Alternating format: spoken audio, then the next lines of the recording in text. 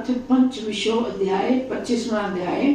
शुक्राचार्य बोले, जब राजा बलि, वामन जी राजा बलि के यज्ञ में पहुंच गए तो शुक्राचार्य बलि को अलग बुला के कुछ कहते हैं। क्या कहा शुक्राचार्य जी ने? हे दैत्यराज, तुम्हारे संपूर्ण ऐश्वर्य को छीनने के लिए श्री विष्णु अदिति के पुत्र वामन के रूप में जन्मे हैं। हे दैत्यराज, ये तुम्हारे यहाँ मांगने के लिए आए हैं। मेरी राय में इन्हें कुछ भी नहीं देना चाहिए। ये राजन सुनो, अपनी बुद्धि की अपेक्षा गुरु की बुद्धि अधिक सुख देती है, जबकि पुराई बुद्धि नाश करती है और स्त्री की बुद्धि प्रलय करा देती है। जो हमारे शत्रु का हित करना चाहता है उसे अवश्य ही मार डालना चाहिए, क्योंकि ऐसे हितनाशक किसी काम नहीं आते। बलि बोले, हे गुरु, आप ऐसे धर्म विरोधी बात ना कहें। यदि मैं स्वयं विष्णु को कुछ दूं, इससे अधिक बड़ी बात क्या हो सकती है? बलि राजा कहता है, आप कहते हो विष्णु मांगने आए हैं, अगर मैं विष्णु को कुछ दूं तो इससे बड़ी बात क्या होगी? विद्वान लोग जिन विष्णु की प्रीति के लिए यज्ञ करते हैं, वे यदि साक्षात यहाँ आए हैं तो पृथ्वी पर मुझसे अधिक भाग्यशाली और कौन होगा? हे गुरु, दरिद्र व्यक्ति भी श्री विष्णु के लिए कुछ ना कुछ देता है तो वह दान अक्षय हो जाता है। श्री विष्णु स्मरण करने मात्र से ही अपने दुष्ट चित्त वाले पापियों को भी पवित्र करके उन्हें अपनी परम भक्ति प्रदान करते हैं। जिसकी जीव के अग्रभाग पे हरि नामक 2 अक्षर विद्यमान रहते हैं, वह विष्णु लोक को प्राप्त होता है तथा पुनराग मन से छूट जाता है। जो लोग अग्नि ब्राह्मण गुरु के मुख से हरि नाम का हवन करते हैं, उन पर विष्णु भगवान कृपा करते हैं। मैं विष्णु जी को संतुष्टि के लिए यज्ञ कर रहा हूँ। कह रहे मैं भी तो यज्ञ विष्णु जी के लिए कर रहा हूँ, और विष्णु आप आए हैं तो आप कैसी धर्म विरोधी बात कर रहे हैं? यदि वे यहाँ स्वयं पधारे हैं तो मैं निस्संदेह कृतार्थ हो गया। दैत्यराज बलि जिस समय ये कह रहे थे, उसी समय वामन रूपधारी श्री विष्णु उस मनोरम यज्ञ मंडप में प्रविष्ट हुए। सूची बोले, विष्णु जी के आने पर बलि ने उन्हें विधि पूर्वक अर्घ्य दिया और रोमांचित चित्त से एवं प्रसन्नता से आंसुओं से पूर्ण नेत्र से इस प्रकार कहा। बलि बोले, आज मेरा जीवन, यज्ञ और जन्म सब सफल हुआ। मैं निस्संदेह कृतार्थ हुआ। यहाँ जो ऋषिगण बैठे हुए हैं वे सभी निस्संदेह कृतार्थ हुए। इन्हें अपने पूर्व कृत्य तप का सुफल प्राप्त हुआ। हे ब्राह्मण श्रेष्ठ, मैं आज कृत्य भाग्यशाली हुआ। हे कृपा निधान, मुझे आज्ञा दीजिए, मैं आपका सेवक हूँ, क्या करूँ? वामन बोले, आप मुझे तप करने के लिए केवल 3 भाग भूमि दे दो। क्या बोलते हैं वामन भगवान? मेरे को सिर्फ 3 भाग भूमि दे दो, मेरे को और कुछ नहीं चाहिए। मेरे को तप करने के लिए 3 भाग भूमि दे दें। ये सुनकर बलि बोले, आपने तो पूरा राज्य क्यों नहीं मांगा? आप ग्राम, नगर, धन आदि श्रेष्ठ मात्रा में मांगिए। सूत जी बोले, राजा बलि के शब्दों को सुनकर राज्य भ्रष्ट करने से उद्देश्य से आए कपट वेशधारी विष्णु ने वैराग्य प्रदर्शित करते हुए कहा। वामन बोले, हे दैत्यराज, आप गुप्त वचनों को सुने। जिन्होंने सब कुछ त्याग दिया है, उन्हें धन का क्या प्रयोजन? मैं सब जीवों का अंतर्यामी हूँ, मेरे लिए सब कुछ ना के बराबर है, फिर धन का क्या करूँगा? ये पृथ्वी क्षत्रियों के अधिकार में है, अतः सब लोग क्षत्रियों की आज्ञा का पालन कर परम सुख प्राप्त करते हैं, ऐसा शास्त्रों का कथन है। शांत चित्त वाले पुरुष को सब भूतों को आत्मवृत देखते हैं, ऐसे अभिन्न आत्मा वालों को कोई दाता क्या दे सकता है? क्षत्रियों को उचित है वे ब्राह्मणों को दान करें तथा ब्राह्मणों को भी उसे अपनी तपस्या का 6वां भाग दान करना चाहिए। हे दैत्यराज, भूमि दान के महत्व को सुनो, इसे अन्य कोई नहीं सुना सकता। जो लोग विद्वान गृहस्थ ब्राह्मण को थोड़ी सी भी भूमि दान में देते हैं, उन्हें ब्रह्मलोक प्राप्त होता है और पुनर्जन्म नहीं होता। भूमि दान करने मानो भूमि दान करना मतलब सर्वस्व दे देता है और मोक्ष का भागी बनता है। सत पात्र जो सही पात्र होता है उसको भूमि दान करने से सभी दानों का फल मिलता है। उसे सुनो। गंगा तट पर विधि पूर्वक सैकड़ों स्वत पात्र को भूमि दान करने से सभी दानों का फल प्राप्त होता है। ब्राह्मण, वृत्तिहीन तथा निर्धन ग्रस्त को फसल उत्पन्न करने वाली भू पृथ्वी का दान करने से जो फल मिलता है उसे सुनो। गंगा तट पर विधि पूर्वक सैकड़ों अश्वमेध यज्ञ करने से मनुष्य जो फल पाता है वही भूमि दान करने से मिलता है। हे राजन, निश्चल पृथ्वी किसी के साथ नहीं जाती। मंधाता जैसे महान राजा भी इसे यहीं छोड़कर देवलोक को चले गए। इस चंचला संपत्ति को जो लोग दान करते हैं उन्हें श्रेष्ठ गति मिलती है और वे इस जीवन में तथा अगले जीवन में भी कृतार्थ होते हैं। भूमि दान जैसा दान भूत और भविष्य में अन्य कोई नहीं है। ये सब पापों को नष्ट करने वाला, मुक्ति फल को देने वाला है। हे दैत्यराज, मैं तुम्हें एक इतिहास सुनाता हूँ, श्रद्धा पूर्वक सुनो, जिसे सुनने मात्र से ही भूमि दान का फल प्राप्त होता है। प्राचीन काल में भद्रमती नामक एक महामुनि थे। वे दरिद्र और वृत्तिहीन थे। उन्होंने सदैव पवित्र धर्मशास्त्रों का श्रवण किया था। उनकी 6 पत्नियां थी, जिनके नाम श्रुता, सिंधु, यशोमती, कामनी, मालिनी और शोभा थे। उनके 240 पुत्र थे। हे दैत्य श्रेष्ठ, वे सभी पुत्र नित्र भूखों मरते थे। उन्हें देखकर भद्रमती इस प्रकार कहने लगे। भद्रमती बोले, पुत्रों के बिना जन्म को धिक्कार है और धनहीन जीवन भी धिक्कार के योग्य है। धर्म रहित जन्म को, आतिथ्य रहित, आचार रहित एवं स्नान रहित जन्म को भी धिक्कार है। भीख मांगने से निरख और सुख रहित जन्म को धिक्कार है। गुण, सौम्यता, विद्वता तथा श्रेष्ठ कुल में जन्म को भी धिक्कार है। बुद्धिमान होते हुए भी दरिद्र व्यक्ति को पत्नी, पुत्र, पौत्र, भाई बंधु तथा शिष्य आदि त्याग देते हैं, जबकि चंडाल जैसे कर्म करने वाला ब्राह्मण भी भाग्यवान होने के कारण पूजा जाता है। दरिद्री पुरुष शव के समान लोग निंदित है, जबकि संपत्तिशाली दुष्ट व्यक्ति भी विनम्र ही माना जाता है। धनवान व्यक्ति को गुणहीन होने पर भी गुणी और मूर्ख होने पर भी पंडित मानकर पूजा जाता है। कहते हैं जो धनवान है उसको गुणी और पंडित मानकर भी पूजा जाता है।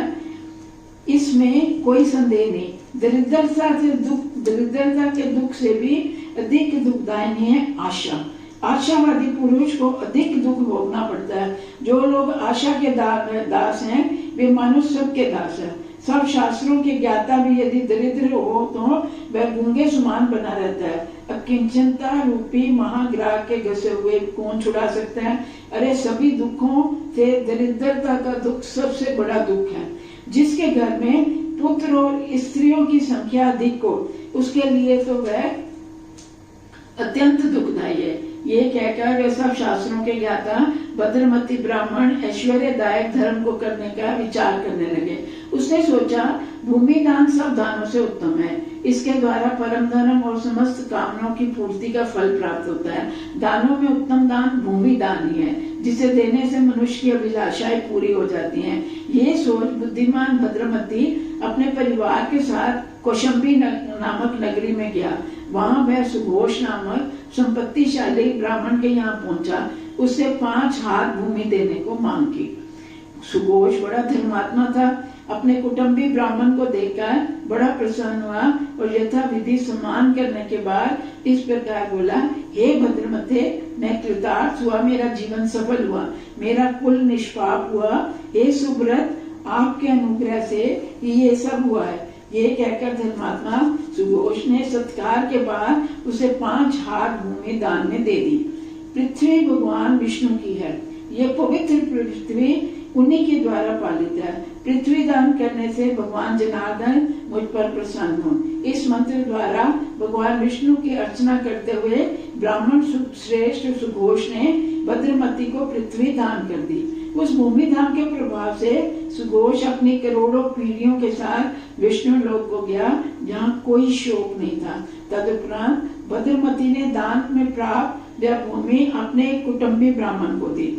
जिसने दान लिया उसने आगे अपने कुटुंबी ब्राह्मण को दान कर दी। दान लेने वाला ब्राह्मण हरिभक्त और विद्वान था। उस दान के प्रभाव से विष्णु ने भद्रमती का उत्तम ऐश्वर्य प्रदान किया। तब करोड़ों वंशों से उत्तम मोक्ष प्राप्त की। हे दैत्यराज, तुम भी सब धर्मों से युक्त हो, अतः हमें तप करके मोक्ष पाने के लिए सिर्फ 3 पग पृथ्वी दान कर दो। तब राजा बलि ने प्रसन्न होकर भगवान वामन को पृथ्वी दान करने के लिए संकल्प हेतु जल से भरा एक कलश हाथ में लिया। उसने दान करने के लिए कलश लिया, ऐसे चुंबली में भरने के लिए, जिससे वह जल को दे सके, जिसमें जल बाहर निकलने का छिद्र था। पहले जैसे वो लोटा होता है, आगे नली लगी होती, उनको उन्होंने कलश को हाथ में लिया भूमि दान करने के लिए वामन भगवान को। तब विष्णु को सर्वज्ञ जानकर शुक्राचार्य नहीं चाहते थे कि राजा बलि विष्णु भगवान वामन रूप को कुछ भी दे। तो शुक्राचार्य ने देखा कि राजा बलि तो दान करने के लिए सब कुछ ही दे देगा, वो उसकी जो उसके कलश की जो टोंटी होती है आगे, उसमें बैठ जाते हैं कि ना पानी निकलेगा ना राजा दान कर सकेगा। सर्वज्ञ जानकर शुक्राचार्य जल धारा रोकने के लिए सूक्ष्म रूप धारण करके उस कलश के भीतर प्रविष्ट करके और छिद्र के द्वार को बंद कर दिया। उस समय विष्णु ने सारी घटना को समझकर कलश के छिद्र को खोलने के लिए अपने हाथ में, विष्णु भगवान थे, वो तो अंतर्यामी सब जानते थे, उन्होंने कहा शुक्राचार्य ने तो रास्ता बंद कर दिया, पानी कैसे दान करेगा। तो वो एक घास का वो लेते हैं, कुश लेते हैं। विष्णु भगवान सारी घटना समझकर कलश के छिद्र को खोलने के लिए अपने हाथ में एक कुश लेकर छिद्र मार्ग में डाल दिया। ऐसे खोलने के लिए उस कुशाग्र भाव से करोड़ों सूर्य के समान प्रभावशाली, और वो तिनका ही नहीं रहा, वो एक बहुत बड़ा शस्त्र बन गया। और उसने कलश के छिद्र को खोलने के लिए हाथ में कुश लेकर छिद्र मार्ग में डाल दिया।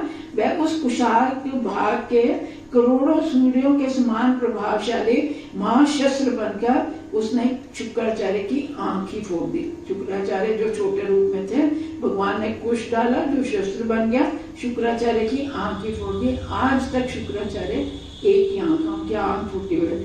तब तक आंख वाले शुक्राचार्य ने कलश से बाहर निकलकर सभी को तड़प कर, आंख वाले शुक्राचार्य ने कलश से बाहर निकलकर सभी राक्षसों को बताया कि शस्त्र जैसे कुश से मेरी आंख नष्ट कर दी है। इसके उपरांत राजा बलि ने महाविष्णु को, उन्होंने कलश से जल लिया और विष्णु भगवान को 3 पग पृथ्वी दान करने का संकल्प किया। उनको संकल्प करा, तभी विश्वात्मा विष्णु ने अपना शरीर ब्रह्मलोक तक बढ़ा दिया।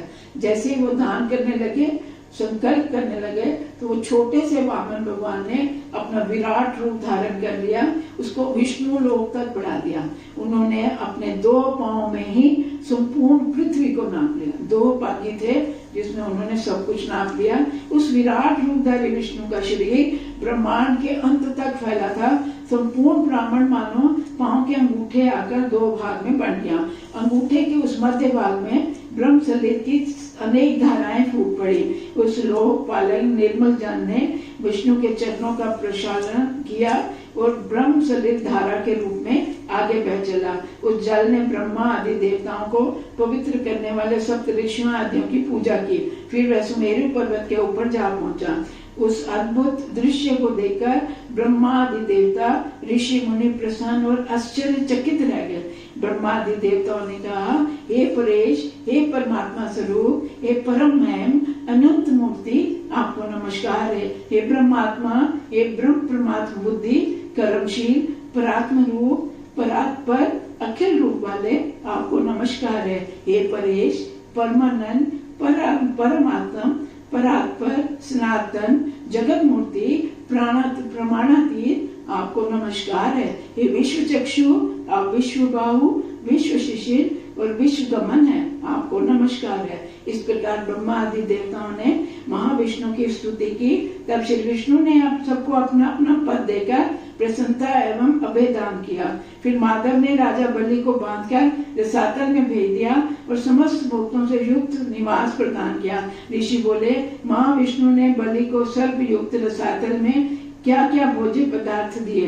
सूजी बोले, बिना मंत्रियों के अगन में दी हुई हवि और अपात्र को दिया हुआ दान उसका भोज्य। अपवित्रता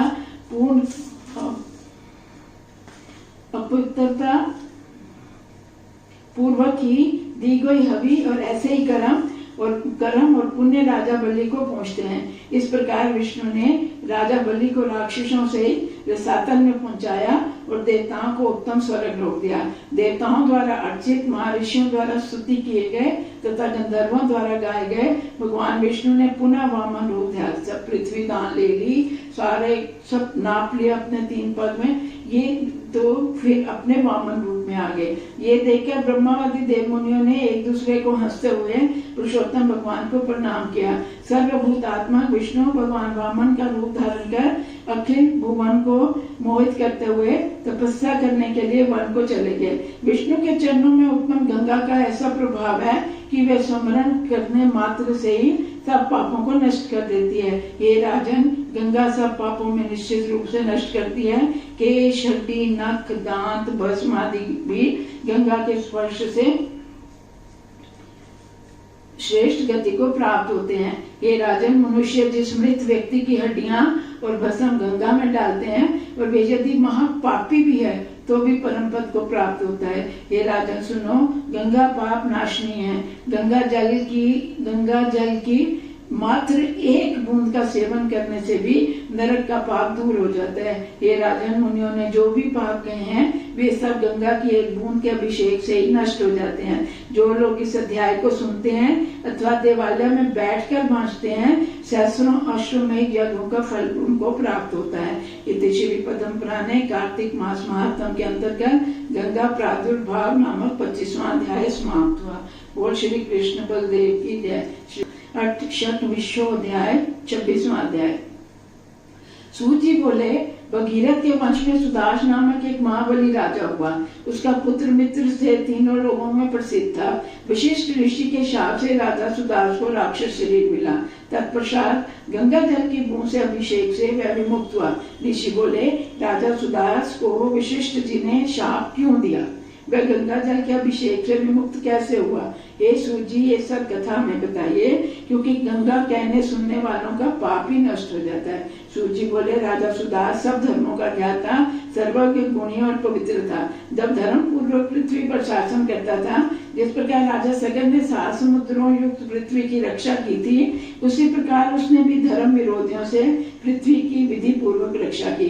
पुत्र, पौत्र तथा सब प्रकार के ऐश्वर्य से युक्त होकर उसने 30 सहस्त्र वर्षों तक पृथ्वी पर राज्य किया। एक दिन राजा सुदास का पुत्र अपने मंत्रियों और सैनिकों को साथ लेकर शिकार हेतु वन में गया। वहां अरुणा का वध करके भ्रमण करते हुए धूप और प्यास से व्याकुल होकर रेवा नामक नदी के तट पर जा पहुंचा। सुदास के पुत्र मित्र सैन ने वहां नित्य कर्मों के उपरांत मंत्रियों के साथ भोजन किया, फिर वहीं रात्रि व्यतीत की। प्रातःकाल उठकर नित्य कर्मों से निवृत्त हो मंत्रियों को साथ ले शिकार हेतु जंगल में घूमने गया। एक के बाद दूसरे वन में जाते हुए राजा के कानों तक खींचे गए धनुष पर बाण चढ़ाए हुए एक हिरण ने पीछे दौड़ने आरंभ कर दिया। सैनिक पीछे छूट के राजा अकेले हिरण के पीछे करता हुआ ऐसे स्थान पर पहुंचा जहां 2 व्याघ्र एक गुफा के भीतर मैथुन कर रहे थे।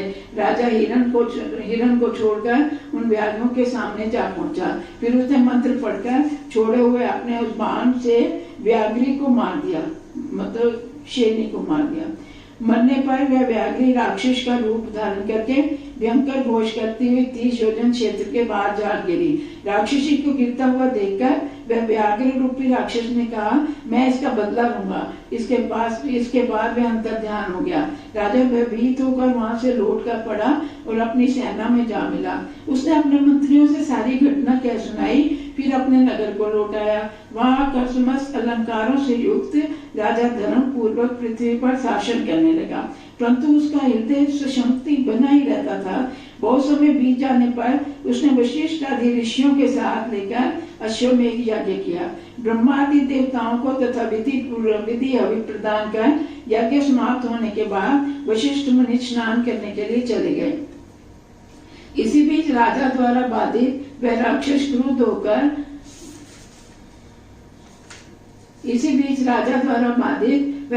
क्रुद्ध होकर बदला चुकाने के लिए वहां पहुंचा। मैथुन करते समय राजा ने उसकी युवती स्त्री का संहार किया था, अतः इस दुख से दुखी होकर दैत्य क्रुद्ध होकर वहां आया था। वह राक्षस गुरु वशिष्ठ का वेश धारण करके राजा के पास पहुंचा और बोला, हमारे भोजन के लिए मांस तैयार कराओ। और फिर उसी राक्षस ने रसोई का वेश बनकर राजा को मनुष्य का मांस लाकर दिया। राजा उस मांस को एक स्वर्ण पात्र में रखकर गुरु के लौट आने की प्रतीक्षा करने लगा। तब गुरु वशिष्ठ जी आए और राजा ने विनय पूर्वक स्वर्ण पात्र में रखा हुआ मांस उन्हें भोजन में दिया। अब जब वशिष्ठ जी आते हैं तो वशिष्ठ स्नान करने चले जाते हैं। इसी बीच वो राक्षस आता है राजा के पास, गुरु वशिष्ठ जी का रूप बना के मेरे लिए मांस बनाओ, मैं मांस का भोजन तैयार कराओ। तो वही जो राक्षस होता है वशिष्ठ रूप से ही रसोई में जाता है, वो मनुष्य का मांस बना के जैसे ही गुरु जी स्नान करके आते हैं उनके सामने परोसता है। जब गुरु वशिष्ठ जी आए तो राजा विनय पूर्वक स्वर्ण पात्र में रखकर मांस उन्हें भोजन के लिए सादर समर्पित किया। उसे देखकर वशिष्ठ जी चकित रह गए। फिर उन्होंने समाधि लगाकर जाना, ये तो मनुष्य मांस जानकारी प्राप्त हुई। तब मुनि ने सोचा, दुशील राजा ने मुझे अभक्ष पदार्थ दिया है, यह आश्चर्य की बात है। तदुपरांत मुनि ने क्रोधित होकर राजा से कहा, हे राजन, तूने मुझे अभक्ष्य पदार्थ दिया है, वही तुम्हारा भोजन होगा। हे राजन, तुमने हमें राक्षसों का भोजन नर मांस दिया है, अतः तुम भी राक्षस को प्राप्त करोगे। इस शाप को सुनकर राजा मित्र से भयभीत हो गया और बोला, आपने ही तो मुझे मांस बनाने की आज्ञा दी थी और आप ही शाप दे रहे हो। ये सुनकर वशिष्ठ जी ने अपने ज्ञान नेत्रों से ये जान लिया कि राजा किसी राक्षस के द्वारा चला गया है। उसी समय राजा ने भी क्रुद्ध होकर हाथ में जल लेकर वशिष्ठ जी को श्राप देना चाहे। आगे धार्मिक राजा होते थे, उनमें इतना बल होता था, मुनि ने श्राप दिया तो राजा भी गुरु को श्राप देने के लिए श्राप देना चाहा। जैसे ही वो श्राप देने लगा राजा, तो उनकी पत्नी वैदयंती ने कहा, वैदयंती बोली, हे क्षत्रिय पुत्र, आप क्रोध को त्याग दीजिए, आपको अपने कर्म का अच्छा फल नहीं मिलेगा। जो व्यक्ति अपने गुरु का तिरस्कार करता है वह निर्जन वन प्रदेश में ब्रह्म राक्षस होता है। जितेंद्रिय, क्रोध को जीतने वाला तथा गुरु की सेवा करने वाला व्यक्ति ही ब्रह्मलोक को प्राप्त होता है, ऐसा शास्त्रों में लिखा है। अपने पत्नी के वचनों को सुनकर राजा ने क्रोध त्याग दिया और सोचने लगा, मैं अपने हाथ में लिए हुए जल का क्या करूं। अब मैंने उनको श्राप देने के लिए हाथ में जल तो ले लिया, अब इस जल का क्या करूं। पत्नी का कहना तो माना, उस जल को मैं जहां भी छोड़ूंगा निश्चित रूप से वो भस्म हो जाएगा। ऐसा सोचकर जल को उसने अपने ही पांव के ऊपर डाल लिया। उस जल से स्पर्श मार से राजा के पांव जो थे वो जल गए, वो कलमशता को प्राप्त हो गए। तब से लोग उसे कलमाशपाद कहने लगे। फिर स्त्री द्वारा समझाए गए। कलमाशपाद ने भयभीत होकर गुरु के चरणों की स्तुति की। वह हाथ जोड़कर विनम्र शब्दों में बोला, हे राजन, हे भगवान, आप मेरे अपराध को क्षमा करो। राजा के वचनों को सुनकर वशिष्ठ जी ने दुखी होकर निश्वास छोड़ी और अविवेकी जानकर स्वयं को ही धिक्कारते हुए सोचा, अविवेक ही सब दुखों की जड़ है। जिसे विवेक नहीं है वे संसार में पशु के समान है। राजा ने तो ज्ञान के वशीभूत होकर अनुचित कार्य किया, परंतु मैंने गुरु होकर भी विवेक रहित ज्ञानी के समान पापाचरण किया। विवेकी सदा सुखी पाता है और अविवेकी दुख पाता है। ये सोचकर वशिष्ठ जी ने राजा से कहा, मेरा शाप सदा के लिए नहीं है, ये शाप सिर्फ 12 वर्ष तक रहेगा। गंगा जल की बूंद के स्पर्श से तुम राक्षस स्वरूप त्याग कर पुनः पूर्व रूप में आ जाओगे तथा पृथ्वी पर राज्य करोगे। गंगा जल के सेवन से तुम्हारा सब पाप नष्ट हो जाएंगे और तुम हरि सेवा परायण होकर परम शांति प्राप्त करोगे। ये कहकर आश्चर्य संपन्न वशिष्ठ जी अपने आश्रम को चले गए तथा दुखी राजा ने राक्षस रूप हो गए। तब भूख प्यास से व्याकुल होकर नित्य क्रोध और अंधेरी रात के समान कृष्ण वन होकर निर्जन वन में घूमने लगा। वहां रहकर मृग, मनुष्य, सरीसृप, पक्षी तथा बंदरों आदि को खाने वाला, ब्राह्मणों की हड्डियां, प्राणों को लाल प्रिय शरीरों, रक्त, मांस, केश आदि से वहां की भूमि भयंकर दिखने लगी। 6 मास के भीतर ही सोच और जन्मभूमि को ऐसा बना दिया जैसे, और फिर दूसरे मन में जा पहुंचा। फिर वह मुनि और सिद्ध जनों को सेवित नर्मदा नदी के तट पर पहुंचा। वहां भी उसने मनुष्यों की हत्या करते हुए नित्य मांसाहार किया। सब लोगों को भय देने वाला वह राक्षस एक बार नर्मदा नदी के तट पर भ्रमण कर रहा था। उसने किसी मुनि को अपनी पत्नी के साथ रमण करते हुए देखा। जिस प्रकार व्याघ्र हरिण के बच्चे को जा पकड़ता है, उसी प्रकार वह मूषक भूखे राक्षस ने मुनि को जा पकड़ा। ब्राह्मणी ने जब अपने पति को राक्षस के चंगुल में फंसा देखा तो उसने भयभीत हो सिर के ऊपर जुड़े हुए हाथ रखकर इस प्रकार कहा। ब्राह्मणी बोली, आप क्षत्रिय पुत्र हैं, मुझ भयभीत की रक्षा कीजिए और पति का दान देकर मुझे मनोरथ दीजिए। आप सूर्यवंश के उत्पन्न मित्र से नामक राजा हैं, राक्षस नहीं है, अतः इस निर्जन वन में मेरी रक्षा कीजिए। पतिहीन स्त्री जीवित रहते हुए भी मृतक के समान है, फिर बाल वैवध्य के विषय में तो कुछ कहा ही नहीं जा सकता। मैं अपने माता पिता को नहीं जानती, पति मेरे परम बंधु और परम जीवन है। हे राजन, आप सब धर्मों को जानने वाले, स्त्रियों की मनोवृत्तियों के भी ज्ञाता हैं। मेरा पुत्र छोटा है, इस बंधुहीन को बचाइए। मैं इस निर्जन वन में आपके स्वामी अपने स्वामी से रहित होकर इस प्रकार जीवित रहूंगी। मैं आपकी पुत्री के समान हूँ।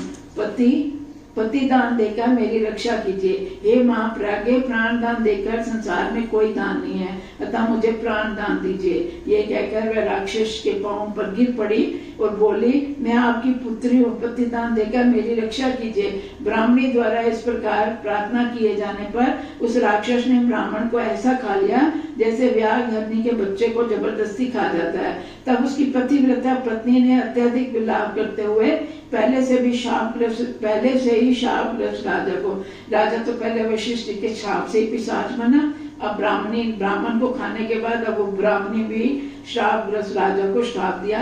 ब्राह्मणी क्रोध में भरकर बोली, जिस प्रकार तुमने मैथुन प्रवृत्ति मेरे पति को बलपूर्वक विनाश किया, उसी प्रकार तुम कभी मैथुन करोगे तभी तुम्हारा नाश हो जाएगा। ये शाप देने के बाद ब्राह्मणी ने पुनः क्रुद्ध होकर उस प्रकार दूसरा शाप दिया, तुमने मेरे पति को मारा है, अतः तुम्हारा भी राक्षस तत्व सदा स्थिर रहेगा।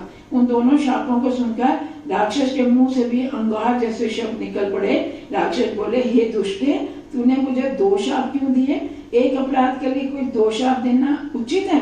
ये 2 शाप देना अनुचित है। हे दुष्टे, तूने मुझे एक के बाद दूसरा शाप दिया, अतः मैं भी तुझे शाप देता हूँ, तू भी पुत्र सहित पिशाच योनि को प्राप्त यहीं बनी रहेगी।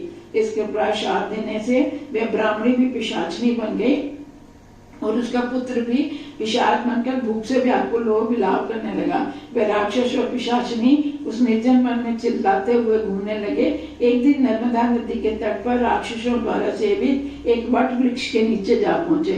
उस वृक्ष के ऊपर अपने गुरु के श्राप के कारण राक्षस योनि को प्राप्त हुए एक अत्यंत दुखी और लोक विरोधी ब्रह्म राक्षस रहता था।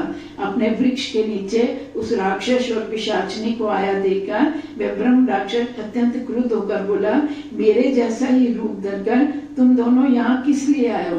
किस पाप के कारण तुमने ऐसा रूप पाया, वह मुझे बताओ।